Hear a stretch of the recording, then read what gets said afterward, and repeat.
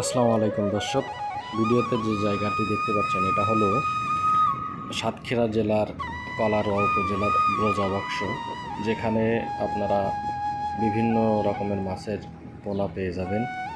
এই যে দেখতে পাচ্ছেন এখন এই যে মনোসেক্স মাছের ধানি পোনা সংগ্রহ চলছে।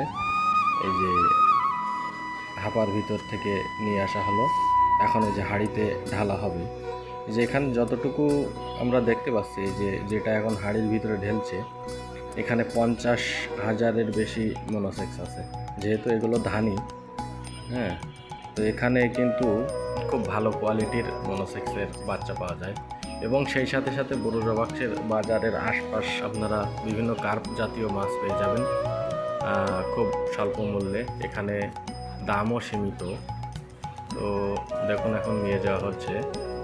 এরই মধ্যে বৃষ্টি চলে এসছে, যা খুবই সুন্দর একটা পরিবেশ।